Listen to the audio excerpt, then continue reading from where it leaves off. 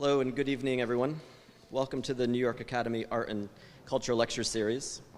Thank you for coming out this evening to join us for what should be an enlightening conversation about a range of subjects, from painting in the contemporary art world to space travel and even perhaps extreme sports. My name is Todd Bradway. I'm a painter and art book editor based in New York. I'm also an alumni of the Academy, as well as the editor of the book we are here to celebrate. Michael Kagan, I was there when it happened, which has been published by the Virginia Museum of Contemporary Art and distributed by DAP.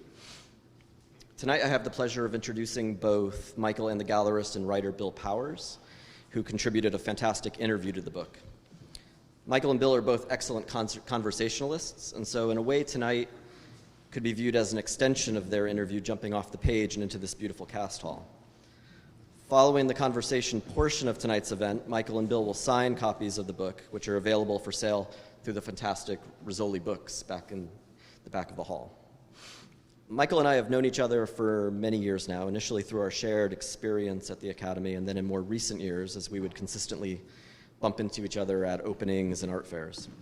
I've admired his work since first becoming aware of it, closely following his development as an artist and his rise through the art world. At one point a few years back, we discussed that when the time came for him to have a proper monograph, that we should collaborate on it, and that is exactly what has happened over the past year. Books are a collaborative practice.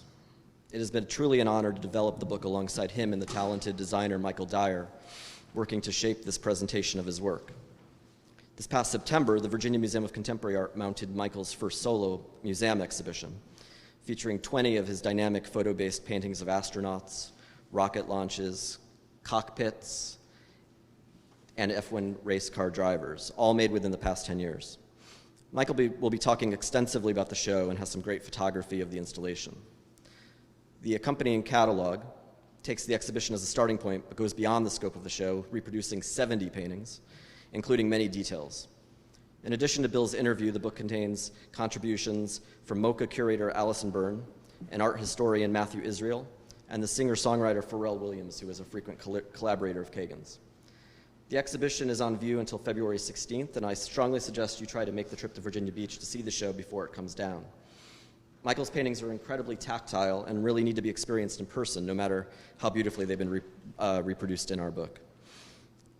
As I was preparing these remarks last night, I was reflecting on what I most admire about Michael and his work, and I realized that beyond the impressive formal characteristics, the painterly pyrotechnics that he performs on linen, it is really his artistic confidence and courage that most inspire me. Like a great tightrope walker, he makes decisive decisions as he lays down his strokes with no retraction. He shifts between intimate and grandiose scale with ease, always retaining the sensitivity of brushwork evident on the smaller pieces. And in terms of subject, he has no fear to confront some of the most iconic moments and images in history, whether it be the first spacewalk on the moon, the first Apollo rocket launch, a view of the world's highest peak, or a massive swell, while both retaining the original power of the moments and making these images all his own. In some, not an easy feat. Michael Kagan was born in 1980 in Virginia Beach and is based in Brooklyn. He holds a Bachelor of Arts from George Washington University and an MFA from the New York Academy, where in 2006 he was awarded a postgraduate fellowship. Solo exhibitions of his work have been mounted at Half Gallery in the Journal and in Miami at the Bill Brady Gallery. Kagan is currently represented by Over the Influence Gallery, which is based in Hong Kong and Los Angeles, and will have his next solo exhibition with them in March of next year. His work is in many prestigious collections, including that of the Hall Art Collection and Yusaku Maezawa Collection. Beyond his art world success, Michael has had significant crossover into other artistic genres. In 2013, his painting Pilot, which is included in the MoCA show, was used as the cover of the indie band White Lies album Big TV, which then won Best Art Vinyl. He's also collaborated multiple times with the singer, producer, and fashion designer Pharrell Williams and his company Billionaire Boys Club, including on a brand new fashion capsule that launched this fall. On the other side is the unimitable and tireless art world tastemaker Bill Powers. Bill is the owner of Half Gallery, which many people feel is the coolest art gallery in New York City, me included. Bill's ability to spot emerging talent is remarkable. Over the years, he has discovered and exhibited some of the rising stars of the art world, including Nathaniel Mary Quinn, Geneva Figgis, Daniel Heidkamp, and Vaughn Spahn. Before his success as a dealer, Bill attended Fordham, where he studied writing under Don DeLillo. From there, he became a journalist on the culture beat, first for Black Book and then the New York Times. He is the author of several books, including the novella What We Lose in Flowers, which was published by Karma in 2012, and Interviews with Artists, which was published by Gagosian in 2013. The latter includes conversations with many art world luminaires such as George Condo, John Curran, Rachel Feinstein, Tom Sachs, Dana Schutz, and Kara Walker. His writing has appeared in the New York Times, GQ, Style, Purple Fashion, and the Wall Street Journal.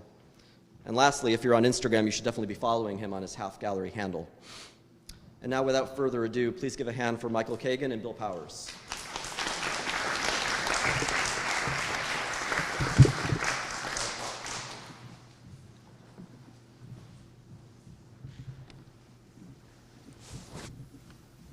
Michael and I decided that if we ever renew our vows, we're going to hire Todd to do it for us. Yeah, thanks, Todd. Sorry if I'm a little raspy. We had a baby, not Bill and I. My wife and I had a baby 2 weeks ago, so sleep is slowly getting back to normal. But I'm happy to be here. I'm happy that Bill agreed to do it. And just to kind of go off what Todd was saying a little bit more is, so the museum show had been in the works for 3 years, maybe a little over 3 years. And as the ball got rolling and more planning, they said, "Do you want to do a book?" And I said, "Sure, let's do a book." And their idea of a book was to do like a cookie cutter, just quick layout book. And as it started, I was just like, let's do something a little bit more dialed in. Can we hire an editor? And they said, "Okay, who do you want to hire?" And I immediately said Todd. And then Todd came on board, and Todd said, "Okay, immediately we need to have someone that can write an essay, do an interview, and then do the forward." So I was thinking of like my dream trifecta. Who do I want to be on board for this? And immediately for the interview, I thought of Bill. And then Bill and I we've done a few projects together. But as Todd was saying, he's interviewed the greatest living artists today. And the interviews aren't just like bogged down, like he goes to the studio. They're like snappy. They're not planned. They have like a little bit of like oomph and like life to them. So that style I liked a lot because I didn't want the book to be like heavy. I wanted it to focus on the images, and then if people decided to read the essays and the interviews, I wanted them to be excited about it and not feel like they had to like work to get through them, which I feel like sometimes with books that happens. So Bill immediately agreed, which I was pleasantly surprised. And then, so here's the thing about Bill I like, and I'm going to make him blush a little bit. He was just blushing when Todd, but Bill interviews the greats. He's in Kern's studio. He's in Richard Prince's studio. He's interviewing these amazing living artists. And he has amazing access to the New York art world and the art world as a whole, which, I mean, that's one of the reasons people choose to go to a grad school in New York, is to be part of that. And Bill is, dipping in and out and doing interviews with the major players. But at the same time, he's also built the careers of a lot of amazing artists, Nathaniel Mary Quinn, Genevieve Figgis, just to name a few. And the cool thing about this is, I feel with artists like that is like they get discovered, and then a bunch of them jump on the bandwagon. Other dealers, collectors jump on the bandwagon. But Bill's the one that knocked on the door the first time. So I think it's really cool, and it says a lot about him that he operates at both levels very seamlessly. And like Todd was saying, his Instagram, amazing place to follow because it's almost like a guide to the New York art world. And yeah. Damn, I'm not going to be able to do as good an intro for Michael. Thanks everybody for coming here, and Michael, thanks for asking me to do the interview for the book. I guess one thing, because I didn't want to recreate that, because people would have a chance to see it in the book, but how was it? We had done the interview before you got to see, obviously before the show was up. Right. And sometimes it's interesting to think, like, what is it like when, you're planning something and that all the anticipation, and all the individual paintings, but then when you were at the opening or seeing them on the wall in the museum, what was that experience like for you? I mean, I've had a couple solo shows, and it was a completely different experience than a solo show. I feel like with solo shows, we have some install shots. Sorry, we're using the manual scroller back there behind the cast. But so it was a different experience because I feel like with a gallery shows like paintings are wet, you're shipping paintings, there's logistic, there's sales, it's just a different kind of like, not anxiety, but it's a different kind of like momentum, the build up to it, because you have worked on this for like a year of painting, and then it's time for the install, and there's an opening. So the museum show was completely... This is like a high school reunion. Yeah, this was completely different. So this was coordination over a year with galleries, collectors, logistics. We got paintings back from Japan. We got paintings back from London. And I'm lucky enough that most of my collectors I have good relationships with, where I still talk to them. So I could reach out to the museum would reach out to them, but then I could do a follow-up. And so it was a really good process of like reconnecting with collectors. And then all these pieces over a couple months slowly came to Virginia. And I went down like 5 days before the show, and they were all kind of waiting for me, uncrated. And it was like the same thing. It's like seeing old friends again. Because usually with these paintings, you know, you make them in the studio. They go to your show. Maybe you go by the show once or twice. I don't think you should go by too much more than that, but that's everyone's personal opinion. Bryce Martin will literally sit in like a rolling really? chair in the gallery for like days at a time. Oh, really? While it's Yeah, on. continue. Okay. So you know, they were all down there. So it was like seeing old friends. It was nice. And there wasn't the like the anxiety of a solo gallery show. It was almost more like a celebration. Like it was fun. Like I enjoyed it. And also you have more people kind of working for you. So it's you know, you have people that are just there for the lighting. You have people that are just painting the walls. You know, so it's a little bit more fun in that regard, that you kind of just stand there and kind of orchestrate things. You were like, finally, people Yeah, it was nice. Hey, while we're on this slide, can you Yeah. go back a slide? So I was interviewing Louise Bonet like a couple of weeks ago, who's this LA painter. And often she won't have faces. She'll just have like Okay. noses and Yeah. hair. And she said she likes not having eyes in her paintings because she doesn't want the responsibility of eye contact between the viewer yeah. and the subject. Yeah. And we had touched on Yeah, that totally. in the book, but she said she liked it because then you're allowed to be more of a voyeur looking at these images, and it's not so much a relationship between you and an individual, but you're kind of allowing your eyes to like dance over. Yeah, totally. There's like no distractions. I mean, that's one of the reasons I think I like the subject matter. Also, I mean, to back up a second, Bill doesn't know what we're showing tonight because we thought it'd keep it more fresh that way. So so I asked him, do you want to see what slides I loaded up? And he said no. So we might back up, we might go forward, we may skip over stuff, but it's more fun that But way. we had talked a little bit about, I Right. felt like your paintings that don't have eye contact are more, I mean, it's more prevalent in your work with the astronauts. Right. But there are a couple, and I kind of like it when it's a little bit more anonymous. No, me too, totally. What do you think that is? I think you can read it on more levels, maybe. You know, like you said, you know, once you have those eyes staring at you, it becomes something else. It's like, what is she saying? What do our eyes mean? Is she sad? Is she happy? You know, but if you take that out, it's one less thing to look at or deal with or think of. Yeah. I mean, if anybody has a question later or a comment, I'll be curious to know what you guys think about why the no eye contact maybe is a stronger thing. Maybe it's not the burden of personality and just, if it was like Buzz Aldrin, maybe then I'm thinking about him like, oh man, why did he do Dancing with the Stars? Yeah. You know? No, yeah. But like, no, if totally. I'm just looking at it like that, I'm like, we made it. Well, because it creates, you know, a narrative starts being created in your head, if you like it or not. Yeah. Yeah. Okay, maybe we can. Okay, yeah, next. And so, will you tell us? These are a little bit more your Gerhard Richter. Right, so I mean, things there. so with these rockets, which I don't know if it's a series of 6 that go together, and it's oil printed, and then I squeegee on top of them with silk screens and oil screens, pushing oil through silk screens. So it's a little different than, I mean, it's completely different than my other way that I paint. Because it's kind of a different palette choice. I mean, your palette can be primarily like blacks, whites, Yeah, it's blues. Like, yeah, I mean, usually it's a little cooler in temperature. Yeah. I mean, that's the kind of thing I like more. But then I like how these work with the other work.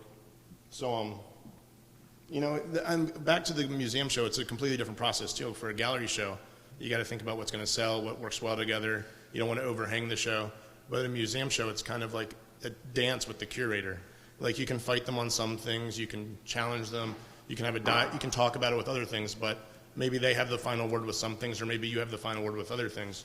So, and they're looking at it as far as like funding, educational purposes, a bunch of other, so there's a bunch more elements rather than just like if it looks good. Because usually for a gallery show, I'll keep it like super minimal, like one painting per wall, very sparse. Where this, That's the other thing I was wondering. Were there people there that were more there for space than they were for? yeah, totally. Oh yeah, Is that weird? Yeah, because NASA's not too far, so you get like the space buffs coming. Some woman came to the opening and said she was at some launches that she saw and was naming all these astronauts. Some And people, you had to pretend like you knew who all the yeah, astronauts just were? not. Yeah. So yeah, I mean that happens with a lot of painting, but a lot with this work. And so that rocket painting there, is that a space shuttle or what is that? A space shuttle from the work was kind of like the best of the best from the last like 9-10 years. That painting was 2010, I think. But what in your head, like why do a space shuttle as opposed to like an Apollo? I feel like, because sometimes, like, can we say that the space shuttles were kind of the minivans of NASA? Yeah. I mean, it's fair, like they retired them, we can say it now, right? No, the rocket, the rockets. There's something, the rockets are just like. Well, the space shuttles were 80s and 90s. And Yeah. The rockets were like 60s, where these like macho dudes were like trying to get to space. It was way cooler. I agree with you. Well, I'm just wondering, so how do you end up deciding to paint the that space was shuttle? 2010, and I don't think the thought process was there the way it is now as far as like selecting images. Yeah, we do. I know that, do you think that colors have different meanings sometimes? Like, I'll just quickly tell like a little story. I know when like Mark Grochon is struggling with the painting, he'll add a little bit of white to it, and he feels like that always frees something up. And then with, this is a secondhand story, that Cy Twombly would be, like at his last show in New York, because my friend was an art handler that was working there, that he would just tell his like assistant, add a little peach to it in that corner. And then when I had interviewed Eddie Martinez, he said that he thinks of red as being a power color. That makes sense. I mean, granted, I think I might have done that interview like pre-MAGA and all that. But I wonder, do you feel like we have things that are associated? I mean, because it was interesting, you said, and maybe it's obvious, that your palette is kind of a cooler palette. Right, but I mean, as years went by, But then in the red in there, I don't necessarily associate with heat. Like it's still cool. yeah, it's more playing off of the cooler temperatures. I mean, those are just like, I'm always trying to use as few colors as possible. Why? Because I like it, to simplify. Like, I'm always trying to simplify my process, whether it be like how I lay paint down or build up a painting or even stretching canvases, because I just want to. I think they said that with like Edward Hopper, that as he got older, part of his process was kind of like emptying out rooms I think and that emptying happens out with most subject artists when matter. you see their like retrospectives. I mean, de Kooning for other reasons because he had dementia, but you see, they had that show at Gagosian years ago where they had the late paintings wrap around the room. Yeah. And as they wrapped around the room, they just got like almost to like line drawings. Which I don't know if it's true, and I'm not going to say who told me this story, but they would go to de Kooning's studio, and basically when he was really like kind of near the end, he would just keep painting until it turned to mud. Oh, really? Like he would just keep, so basically he'd be like painting, and they'd be like, Bill, I think it's time to finish. And they were like, and then when he'd come back, there'd be a different painting there.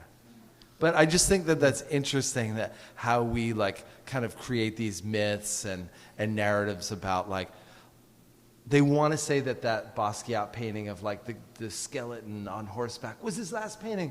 Don't you kind of suspect there were like 4 paintings, like half finished around the studio, and they were like, let's say that's the last one. That was more of a monumental thing. Okay, so in the back we have a race. Is that a race car driver? Yeah. So So why don't we talk about that series a little bit? Okay, so where did that fall in line with the astronauts? Thinking about chronologically.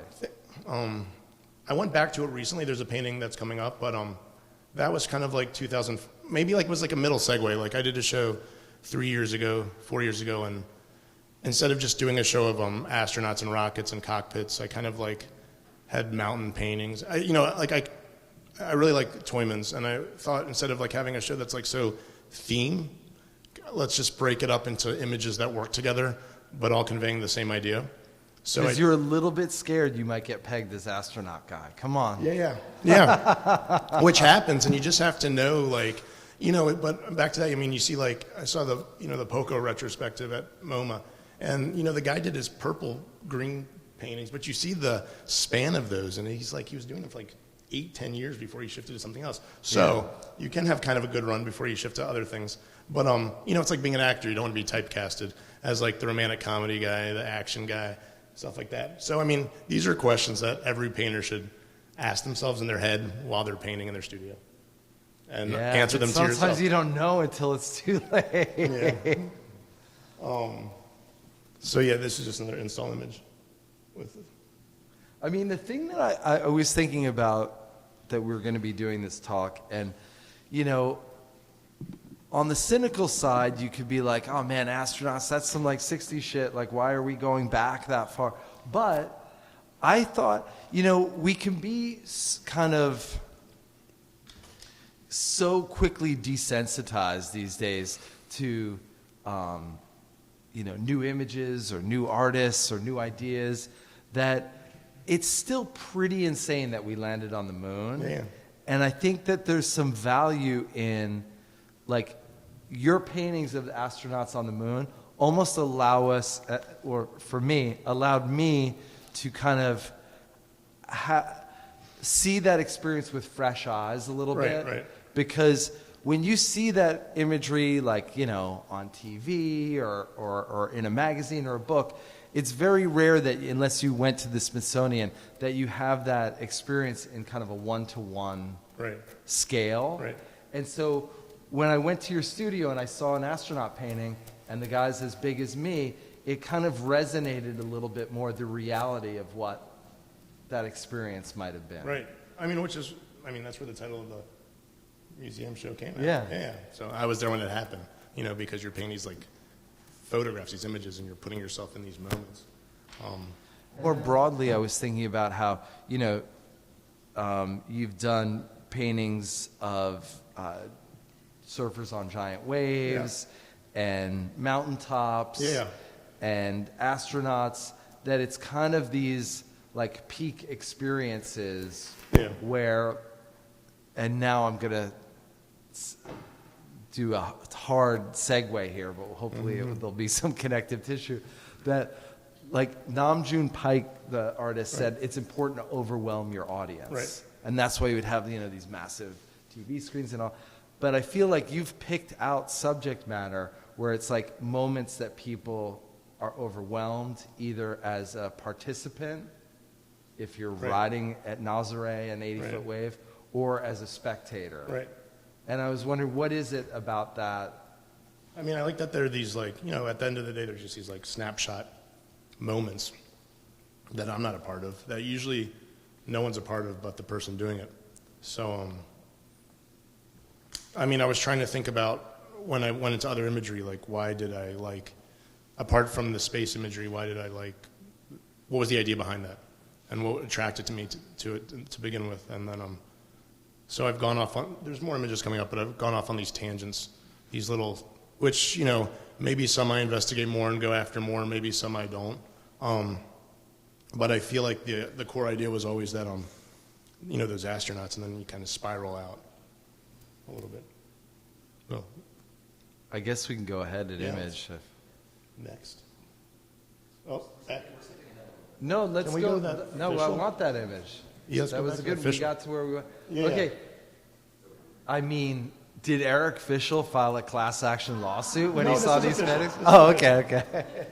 But there's another one that So everyone here knows Fischel. So this is official. I knew Fischel when I went here. He sent me on a residency to St. Bart's right after I had. And now we're going to see that painting? Right, yeah. So another Fischel, and then keep going. Next, and the Kagan. So this was like a painting I did in 2005. It's When Eric Fischel sent you on a residence, somewhere in the Caribbean, yeah, same parts. and then you basically made an Eric Fischel painting while you were there. No, so like I I took a bunch of photos while I was there, and then I came back. I mean, I'll give you more details of the story. You'll like it. And then so I got back in my studio and I was like, what do I want to paint? And I had all these photo reference and these like sketches. So this painting's big. It's about 4 by 8 feet. And I made this painting back in the studio when I had a studio in Long Island City. And it was my first real painting sale, I would think. And the person that bought it was Fischel's lawyer. Oh, nice. And then mostly as a warning to you. no, he's actually and has become a close family friend of mine. And then well, no, I do. I mean, what I like about it is sometimes it's cool if you can see the kind of like little like seeds of what somebody Right. could become in them. And I think you have some of that with the blues and kind of the way you're reducing, not pixelating, but it's almost an approximation of pixelation with paint. And then you have a little bit of that squeegee on the left-hand side. Right. So, I mean, I feel like with every painting, you have to know your strengths and your weaknesses and how to build onto your next body of work. And Bill and I were talking when we met a few weeks ago about this, about like being influenced by like well-known painters and knowing how to like take parts you like, you know, maybe try it out on your own. And I made like 3 or 4 of these paintings, and then move on to something that's more your own voice. And then well, that was, I think I quoted to you, Roberta Smith says, if you're lucky, you can escape your influences. Right. That was, yeah. And not everybody is able to escape. So I think it's good, you know, I love this painting. I'm glad it has a good home. Oh, you know what I was going to say about Bill when I did his intro in the beginning? When I was thinking about the type of work that Bill is attracted to and the careers that he's built up, and even the show that he curated at Gagosian, and it was a lot of painters that I wasn't too familiar with, it's representational and figurative-based. Do you realize that? I mean, most of it. Yeah. So, yeah, I think, and the school's figurative. School, so. I have shown abstract, like, but Eddie Martinez isn't. But I think a lot of the younger work of younger artists is Mostly I am. I mean, I have to mix that up just because then I feel bad if it's all. You're going to be typecasted. Yeah, I don't want to turn into Space Guy. Yeah. I always think that's fast. I mean, you know, people are asking Christopher Wool, come on, man, make me a text painting. Yeah. It happens. I think it happens. Yeah. So, I mean, this is a Toyman's, right? Yeah, it's a Toyman. So I threw in a couple images of work that. And remind us again why you like Toyman's. So I threw in a couple slides of images of painters that I'm just attracted to that I've not like, oh, I like him this week, but that I've always liked. Toyman's, big fan. For two reasons. There's not that much information on the canvas.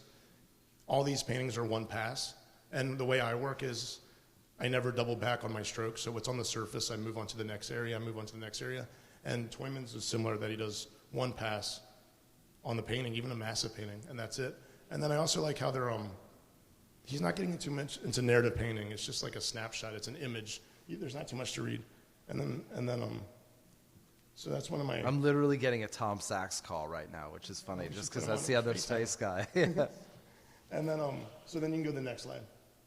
So then this is one of my favorite paintings, Level as a Level, but the Rouchet painting. Yeah. And I really like these Rouchet mountain paintings where the text reads back, but the same both ways.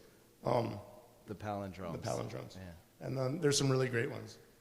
I don't know how many of them there are, but can you go back? Sorry. So I mean, I'm showing you paintings now that have stuck in my head for some reason, and whether I knew it at the time or not, influenced my work. And we'll get into some of those slides coming up when I see images of my work. But and this is interesting because, I mean, I've gotten to interview Ed before, and some of these he would then do kind of like urban sprawl, and he would have like a strip mall in front of it. Yeah. That I think part of this, he's really like a nature head and has gone out and done a lot of like camping and Joshua Tree with his kid and even his grandson. So I think there's a legitimate connection to nature in that. And he had taken some photographs where he did palindromic photographs around Joshua Tree. I know what you're talking about. I mean, and these are good because they function on so many different levels. But the Toyman's thing too, and I suspect with the Ed, the source material is also found material with Toyman's, which is another often reason. It's historical or newspaper. It's historical, footage. and Toyman's Xeroxes and does drawings. So that's another good point with most of these images. They don't have a model. He's not standing in front of a mountain, found imagery for my work. So we can go to the next slide. That's a good point. I don't know if you... Oh, next slide, sorry. And then this is an Eberhard Habakkuk, which this is one of my favorite things. See, this is a global player. And same thing, I mean, Eberhard Habakkuk, similar to Toymans, jumps around a lot with subject matter, where it's not, he's not going to do a series of race car drivers. If you go to the next slide, that's another Eberhard Habakkuk, I think from the same show. And that's like summiting Everest? Yeah, summiting Everest. Yeah. And again, like these snapshots, he wasn't there. He's putting himself there. Very little information to convey the, paint information to convey the image. It's funny. So I'm just curious, out of you guys, like, if you don't mind me doing show of hands, how many of you guys knew that was probably summiting a mountain? Really? One hand? Oh, okay. I mean, that's something interesting that I think about too, is like, especially with some of my paintings. Well, because sometimes you assume as a painter, right. Everyone will know where. But it relies on context. Yeah. If you saw this painting in a group show with a bunch of mountain climbers, you would know immediately, okay. But out of context, that may not read. I like that about my work. I like when stuff may not read if it's out of context. I did this big cockpit painting for a show last February, and someone was standing in front of it. They're like, oh, that's like an aerial landscape. And I was like, no, but that's great that you think that. I don't mind. But then if you saw that was because it was in a group show. But then if you saw it in a show with other paintings of mine, they would know it was a cockpit immediately. So I like how things can kind of fall apart depending on its company. All right, next, thanks. And then another Richter. Yeah. So, did you go see the Gerhard Richter print show? No, I want to. Yeah, Gerhard Richter print show. Is that Gagosian now? Uptown. Next one. Well, hold on. If we just go back to the Gerhard for 1 second, tell me about your relationship capturing like a moment of stasis as opposed to something in motion. Or are they always in motion? No, not always in motion. I prefer not in motion. Like the motion is... Well, the funny thing, because you mentioned like the cockpit, like a cockpit interior, whether it's going right. 800 miles an hour or it's sitting on it's the same, right? Yeah, but I prefer the static snapshot. Just like, boom, snapshot. Like, I don't want to get into like the movement. And even with the rocket images that were in my museum show, that's when I turn towards the squeegee and the pulls and stuff like that, because that's how I'm conveying the motion, like the squeegee marks. All right, we can move on. Move on. And then there's a Richter painted photo, which, definitely an inspiration for the rocket paintings, because it's more like paint on top of a photo. We can go to the next. So, we can go through these a little faster. If Bill wants to stop at any, we can stop at them. This is just, it's not really chronological, but some images just of past work. If there's anything you want to stop at, let me know. All right, I'm just looking, we got like 60 of these, right? Well, we'll go fast. This is like we can stop at this one. This was like my first like large-scale astronaut painting for a gallery show. Now, why do it without environment? That's just like, that time I just wanted, again, like I didn't want background. I didn't want like man on the moon. I didn't want like, oh, see the footsteps. I just wanted like astronaut suit. It's Neil Armstrong's suit. It's a big painting. Now, do you imagine somebody's in that suit? No, I like that. That's just a suit like by itself. Okay. It's 96 inches tall. So again, like, some of these decisions I'm making because I'm thinking about it. Some I'm just making because I'm attracted to me, it almost has a little bit of like a forensic vibe to it. No, exactly, yeah. And I try to keep the canvas cropped tight to the image. So this was like back in 2013. So I'm trying to show you like the earlier astronaut stuff. Yeah. Then I put them on the moon. And this was a show, I think, like 2 years later. And then same size painting, but opened it up a little bit. And then just to show you like reference material, like, Now, is there any clearance stuff that you have to do it's with all public domain. Huh. Yeah. All the moon photography. Amazing. Yeah, it's everywhere. It recently came that way.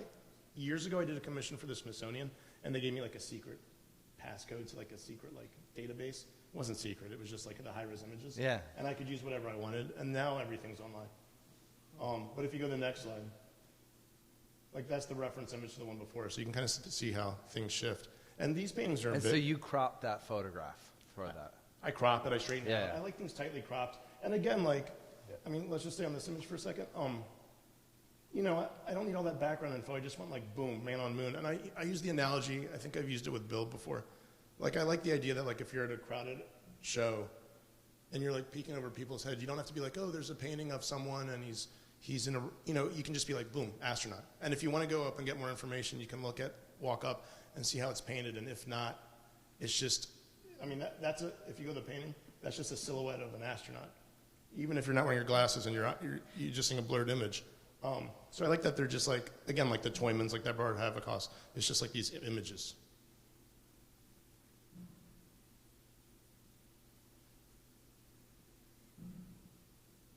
Okay, and then, I mean, back to influences and stuff. This painting I've actually seen in person a few different times.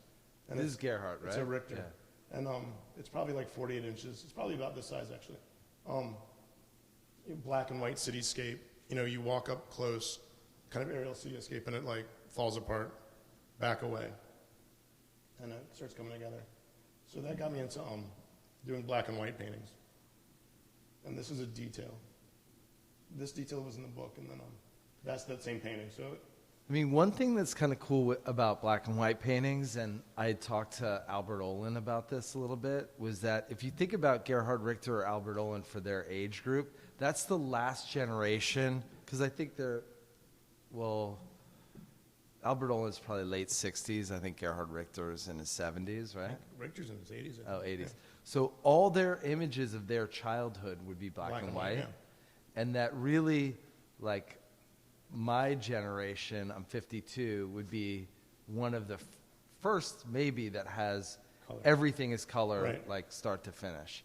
And so I thought that must have influenced older painters, like maybe even like Marlene Dumas or people in that age range, you know, up to Richter, that black and white to them has kind of a automatic nostalgic aspect. Also, I think that maybe newspapers were black and white up until like in the 80s, right? I mean, with some of these images, I was converting them to black and white in Photoshop. Now, kind of my new rule is if the image is black and white, then I'll use it as a black and white reference, kind of like you were saying, because there is no color. And then but it's interesting sometimes that relationship between like aesthetics and technology. Yeah. And like, I think when I saw that like Jeff Koons had made one of those like gazing ball sculptures and there was a pedestal next to it, and I found out that I think it's Roman sculpture needed to have, I think there's like some ones in here that Roman sculptures needed to have the supporting pedestal next to them to support the figure, but Greek sculpture can be freestanding, right? And so it's interesting that like when you have those technological constraints that then you have to make aesthetic decisions around them. Based on it, yeah. But then on the flip side, you making black and white paintings, you don't have that limitation anymore. Right. So it's kind of like if Jeff Koons makes a sculpture with a pedestal, it's originated because of like technological reasons or limitations, and now it's become purely aesthetic. Right. Sorry, I don't know. I just thought that was interesting. But why were you making? So is that a black and white painting? Yeah, black and white painting. So why make like? How does it operate differently for you, a black and white painting? I like it because I like it for two reasons. I like because you're taking color out of the equation, so it's like one less. It's like taking the eyes out. When you were saying, it's like okay, if you don't have all this color, it's one less thing to read, to get into, to be distracted with, to like or dislike, and then it just creates more of that image, that snapshot shot image, and then and it's also when you paint, it's quicker because you have like white, black. I usually mix on the canvas through pulling different strokes at different speeds or pressures, and then so you can work a little faster, and I think the painting has kind of a different like speed, a different like vibe to it. And then some of your cockpit paintings you'll have an exterior, and some you do. Usually I just keep it like that. Like there's nothing going on. For the same reason, I don't want like the same way I don't want too much like create like a narrative painting. I don't want to be like, oh, there's a runway out there, there's a sky, blah blah blah. I just keep it simple as possible. All right, let's keep going. So back to Ruche level. and then can you go to the next one? So boom, and then make a big blue. So let's talk about the underpainting there. What's that process? So I always lay out my paintings in like this like magenta. I started doing it years ago, and it's just diluted oil paint, and I do like a line drawing, and I like it just because it's like such like a bright, potent color that it's always easy to read, and it doesn't get lost. You know, if I laid the painting out in like a blue or a black, it might get lost with the image as I'm working on it. But the magenta is so bright that it's always there, and it's, you know, it's just like the skeleton of the painting. Like, it's the guide. So, you know, I use masking tape to keep my spot, but I always lay it on the magenta. What's with the I won't go over a stroke thing? You know what? No, I'll go over a stroke and I'll pull through a stroke, but let's say like I'm working on, the mountain is a bad example, but if I'm working on like an astronaut painting, I'm painting this arm, and things aren't going the way I want, I'm not just going to go back over the next day and repaint it. Like whatever I laid down that day is going to stay. Because I think that's when that's like the beauty of oil paint. That's when you're getting these like, this, like Richter, like those skips of the paint, those pulls, you know, those little like inconsistencies, the way the strokes blend together, and especially the way I paint direct. If you start messing with that, that's when you're just going to create a crusty, nasty painting that looks overworked. So I think all painters do it. It depends who talks about it. All painters have rules, guidelines, limits, whatever you want to call them, in the studio. Because if not, it's just gonna, I think everything's just gonna spiral out of control. So maybe some people have it without realizing it. You know, not going over, I call it like never doubling back over my strokes. And the couple times where I've gotten like tired working on a solo show and pulling long hours, and I've, you know, maybe it will be like midnight and I was like, oh, I'm gonna leave, and then I'll start going back over a section I painted. That area always looks like shit the next day. So if you just trust your gut and know that you need to keep moving on through the painting, I mean, I'd be interested. That'd be like all painters won't talk about it, but that'd be funny here. Like Rouché's like rules, or like Richter's rules, because they all have them. Yeah. But it's like who talks about them. But maybe you shouldn't talk about it, because that's what makes everyone have their own. Well, I mean, I think vibe. if some of these people are art students, maybe they want to. Yeah. You're not. So what is this? What mountain is this? That's Everest. Okay. You know, and this was the show where I did the race car driver. So I had big paintings of mountains, race car drivers, rocket launches, that black and white cockpit, and then I forget the title of the show. What is the decision to do the little black corner in that painting? I like that. So I mean, it's like, how do you decide? It's like the darkest blue, but I think just, you know, it's like, you know, I'll never add elements because I think I'll need them. I'll only edit out. So if that was there, it wasn't there in the photo. Sometimes I'll edit out information if it's not needed, but that I thought worked nicely. I like it. Yeah, thanks. There's another mountain painting. And this one this one was actually in a show that Bill and I did. The top of that almost looks like it's like static on a TV or something. Yeah, that one was like, this painting has an interesting backstory. It was, I never do commissions and stuff like that. And the dealer that I used to show with said, hey, if you make another mountain painting, I've got this guy, he's going to buy it. It's a done deal. So I was like, I don't want to make another mountain painting, but I made it. And he's like, just play it safe. Just make the background super flat like you've done on your other mountain paintings. It's money in the bank. So I make this painting, and the collector passes. And in my head, I had always wanted to make this like super like squeegee-ish crazy painting, but he was saying to play it safe. So after the guy passed, I just like took this squeegee and just like reworked the whole painting. And I like it.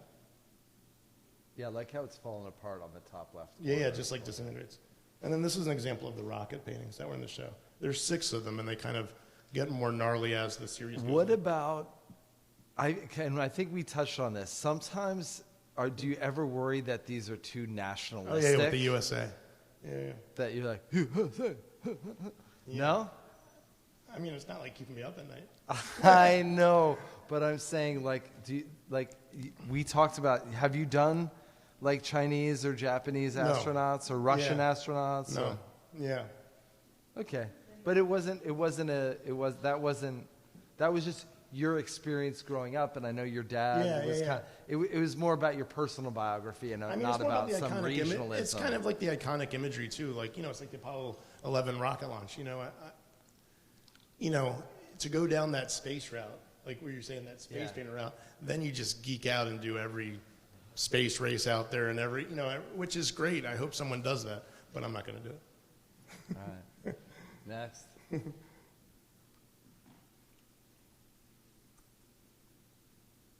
Maybe not. Okay. And then the surfers, which, I did a series of surfers for a show at the Journal Gallery, which were kind of done the same way with this like oil sprayed image and then the squeegee through silk screen over it. And then, with these paintings, the same as the rockets, it's the same base image throughout. And then with Photoshop, I make a different silk screen template. So then each image has a different screen.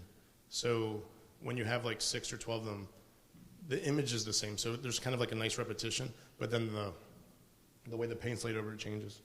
But it is kind of cool, I think, about some of the situations you choose. Like this type of painting or situation could have only really been made in the last like 20 or 30 years with the advent of toe-in surfing. Right, totally, yeah. Because you wouldn't have been able to surf an 80-foot wave if you weren't getting towed in by a jet ski. Yeah. That in the same way that, commercial air travel's only been around 70 years or something, and we really only went to the moon in my lifetime. It's funny that you wouldn't think that the surfing actually came last in all of that, but I think in terms of when the advent of those sports or possibilities, this would actually be the most recent. Like late 2000s.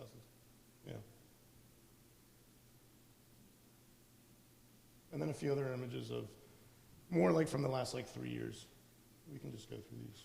Do you think of that as being as pixelation or not really? No, but people read it that way. And then but I do you have like studio nomenclature, like a word for that? Do you call those things something? I call them brush strokes. I mean, it's just the way I break it up. But I get what you're saying. I feel like people read it as pixelated. It's just the way Joe Bradley calls his paintings that go on the wall modular paintings, but people have kind of decided to call them robots. So that's why I didn't know if you had a term for that. This is last year, this painting, and I've gotten more into these my earlier work with the rockets and stuff, these big curved brush strokes, and with the recent stuff, it's lots of flat squeegees and square brushes that I really like, and they're more like these very deliberate, forceful pulls. Well, because you said skips before, skips in paint.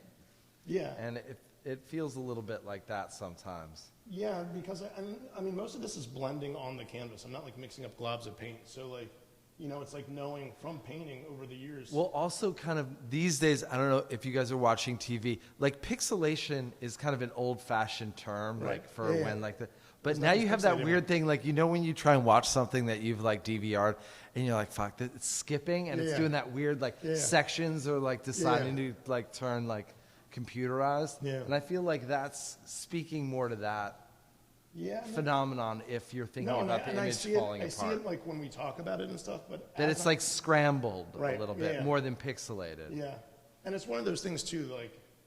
If this painting is about this size in real life, if we're right here, you really see it. If you walk back, if you're on the back wall, it comes it's all together. going to kind of gel together.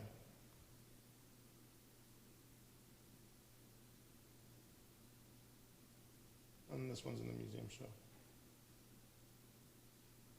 And with all these paintings, I try to paint bigger than life size. I don't like painting small. So, this is another one. It's hard, on the screen, but this is 96 inches tall. Mostly everything's 2 scale, and the full scale stuff is, 8 feet canvases, bigger or bigger.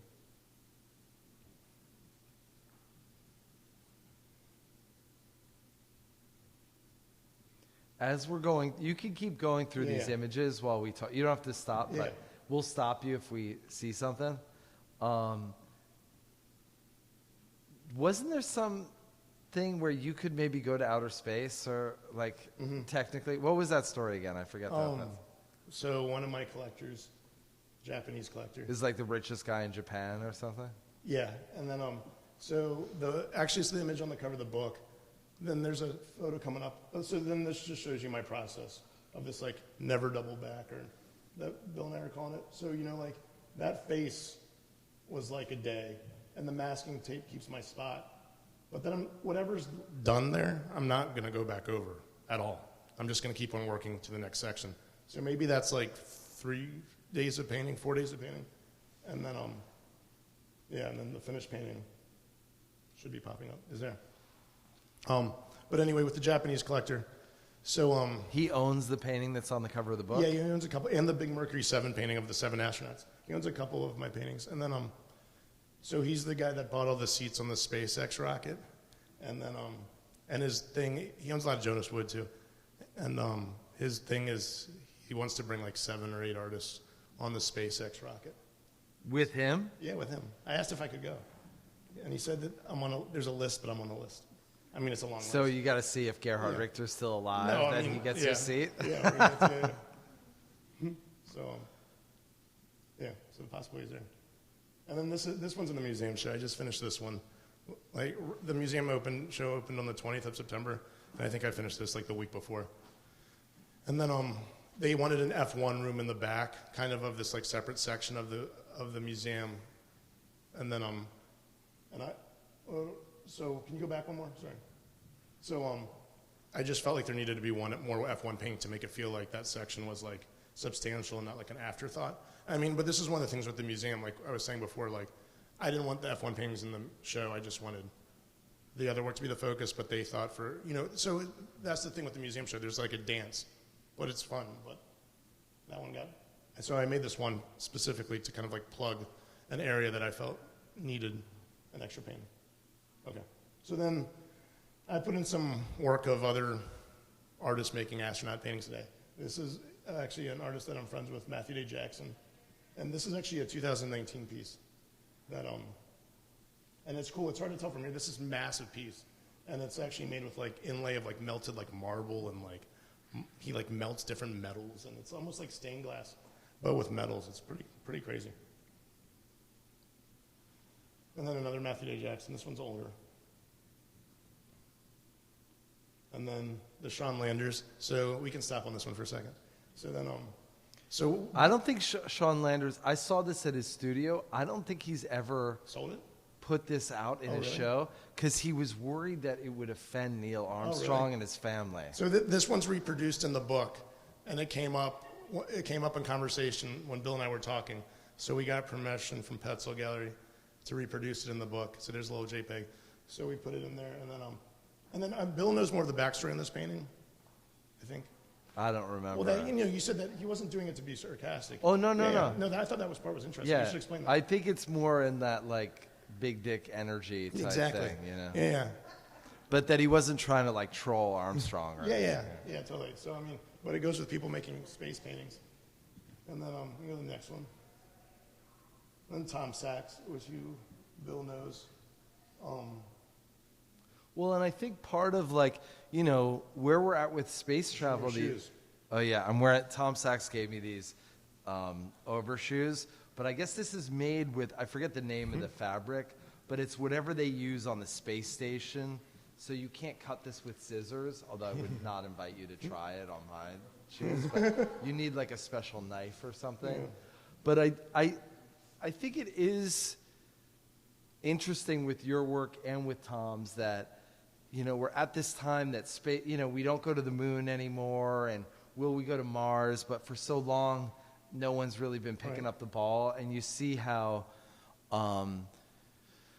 you need private industry to kind of step in to get that going again, and that some people will call, instead of it science fiction, speculative fiction, because, books like Neuromancer maybe predicted the internet, or, you kind of have to like dream it before you can do it.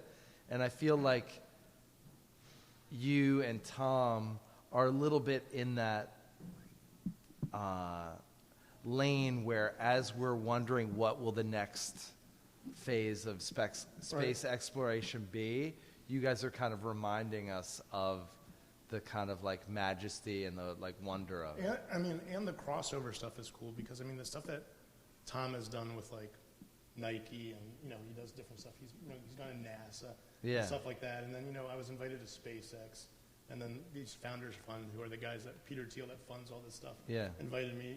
Like it's cool that with art and the subject matter. You were saying some people in Virginia at the museum show were they coming up, like geeking out on the imagery, and there's also like I feel like a collecting base of collectors and that geek out on the subject matter, and then you kind of get into those pockets because of that as well.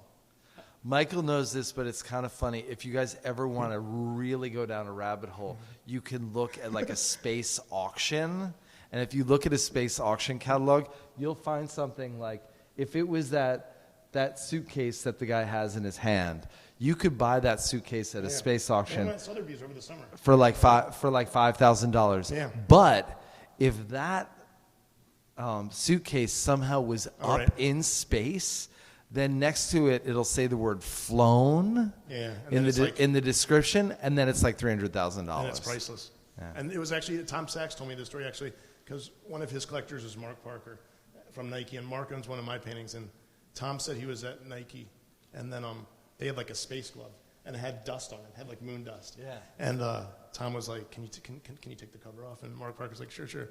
And he took a piece of Scotch tape and like put it on there and pulled off the dust, and then just like walked away. Maybe not that cool to do that. Yeah. But like you were saying, like if it's been there and it has the dust, and it's like the vibe. Yeah. Okay. Next. So then this is from. That's Mission Control. For Tom's Mission to Mars from at Mission the to Park Mars. Avenue Armory. Which, if you go to maybe the like next slide. 2013 or something. Yeah. Which? Oh my God. There's Bill Powers. Definitely go next. Working at Mission Control. Oh, and I'm with Cook, who's now Mr. Jennifer Lawrence, was the guy next to me doing it. Yeah. So Bill worked it. Can you go back? Oh yeah, we did Tom had asked us to do the oral exam, so you had to do a written exam and then an oral exam and then like a half hour of manual labor if you wanted to go into the Mars. It was pretty awesome. Rover or lander. It was at Park Avenue Armory. So, and how long was he there for? Like a month or so, or longer? I don't know. But they did he was there every day, and they did. Tom. Oh yeah, he was there a couple of days a week. And he acted like he had just landed on Mars, and he had everyone walk around in spacesuits, and you could get tickets for different times and kind of sit in the stands in these NASA chairs and watch the landing and stuff like that. And Bill was working Mission Control. So the first question was, are you a fork or a spoon? Anyhow, there were 5 questions like that. Afterwards, if anyone wants to know, I'll tell you what if you answered that question correctly, you didn't have to answer any of the other questions. And then, I don't know if you can see that one. So then I had a studio in LA for a year. Well, less than a year, and I made this painting for the Japanese collector in LA. But that kind of gives you a sense of the scale. Now, you can keep going through the slides. Is there a different showing? So you've had shows in Miami, New York, and Japan. Is there a difference showing your work in Japan? Did you get a different reaction? I haven't had a show in Japan yet. Oh, okay. Yeah. You're going to have stuff summer. in Hong Kong, if Hong Kong still if exists. Hong Kong is still there in March, Yeah. I will be there. So then this was my studio last night. It's just a couple, just to show different studio shots.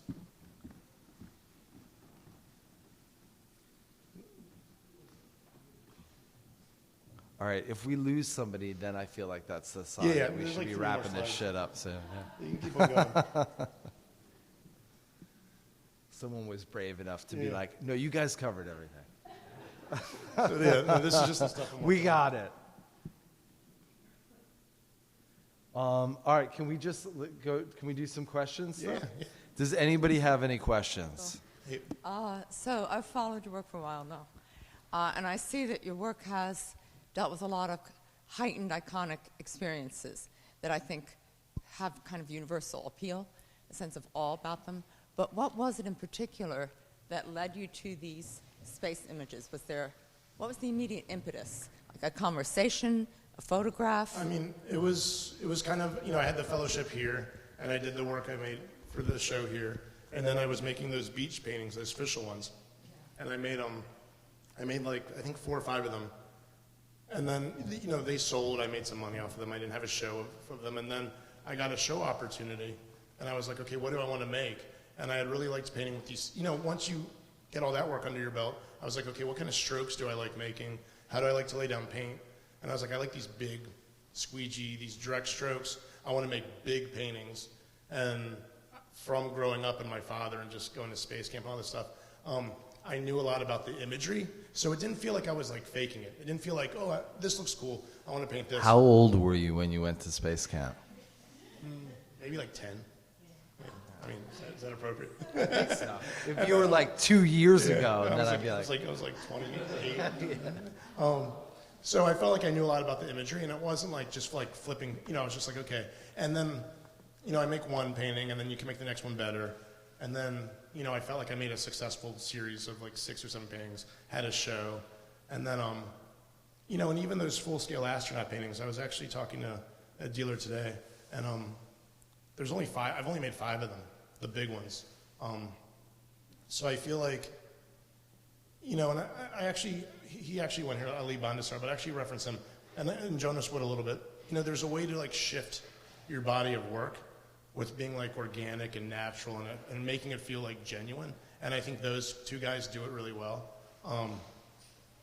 The type of work I feel like I'm not attracted to is when you see people make these like sharp shifts. And I think there's a way to do it, and I think there's a way to like know your market and to know not to overproduce a certain series of work and to create supply and demand. And there's a whole, these are the questions you can think about in your studio, but there's ways to kind of like have like a nice kind of like flow to the next body as well. So Hey, yeah. Tom texted me. Dyneema is the name of this Dyneema? space fabric. Yeah. Because Tyvek is the stuff on the Yeah. suits, yeah. That's cool. Yeah, so it was like, you know, I feel like when you're a student here, you have the pressure of all the other, you know. Are there students here? Raise your hand if you're a student here. Okay. So I feel like you have the pressure of like being in your studio and people peeking over your shoulder. But when you have a studio to yourself, you can do whatever you want. So if you want to make an astronaut painting, no one's going to tell you no. So that's kind of how it started. Eric Fischel might tell you no, right? All right, any other questions? Or spork was the correct answer, by the way. For them.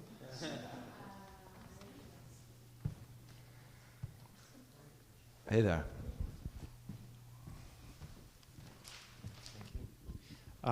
Just to go back to the idea of the brushwork, like I really love the surfaces of your work, and I think I've always thought about somebody like Frank Auerbach, who kind of pushes the actual brushstrokes right up against each other.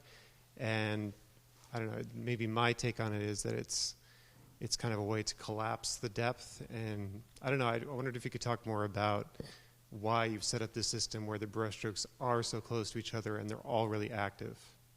I mean, it wasn't like a conscious decision, like, okay, this is going to be my style. I think, and again, like, I think that's when, I feel like with most painters who are in the groove, they're just painting. It's just the way that, like, through being in this, you know, like Richter has this book called The Daily Practice of Painting. And I think that's like, you know, if you paint and you take a year off, you're only going to be as good as when you painted that day before, like playing tennis or anything else. But if you're in there every day, even if it's just for like an hour or two. So even when things were good and bad and showing and not showing throughout the years, I made sure I was always in the studio. And then this like style, but I don't want to call it that. You know, it just happens naturally because that's the way you build up a painting. Let's just ask out of curiosity for people that are students here. What you graduated from here what year? In 2005, and then the school does a fellowship. I had that 2005, 2006. And that means they give you money? I mean, not enough to live off of, but they give you. I mean, I'm just like, what is the fellowship actually? Sorry, is that recorded? We have to back up, re-edit. So they give you a stipend, but the big thing is they give you a. Well, because I wanted to know how long it was. So 2005, you graduated. When you started showing, and kind of when you could live off of just, like when you could paint. The fellowship is good because it teaches you studio practice because you're out of classes. You can be in your studio every day, developing a studio practice. And then that's 2006. My first show was 2013, but you know what? I would be in group shows, not enough money to like really survive. The thing is, which I did, which you know, my studio mate for years and years was Jean-Pierre Roy, which I'm sure some of you guys know him. But both him and I did digital illustration for commercials, which pays really well. So So that was your side hustle. I had a huge studio. I had a big digital tablet. I would do these digital jobs, send them off. They'd be like, okay, we'll let you know at 9 o'clock tonight or 12 o'clock tomorrow afternoon how we want it to be fixed, and pick up a paintbrush, start painting. So I could always have a big studio. I was never out of the studio. And I was moving a brush around every day. And then I had good success with my first solo show. And then things kind of snowballed from there. But it's like one of those things like losing weight or gaining weight or something like that. You're not going to realize till you look in the mirror one day and you're like, shit, gained some weight, or shit, I look good. It's like with painting, like one day you realize like, hey, I'm not doing anything else for money right now. I'm just painting every day, and I have a good studio practice. So it's like one of those things that I think happens slow. It does happen the other way where people have overnight success. And I was just curious about the timing, because I think sometimes it is. So like 2005, Yeah. It wasn't really until 2013 that you were kind of like, I think painting self-sufficient. full-time. Yeah, painting full time. 2013. we can do one last question, which, oh wow, there actually is the last question. Okay, cool. Yeah, so I'm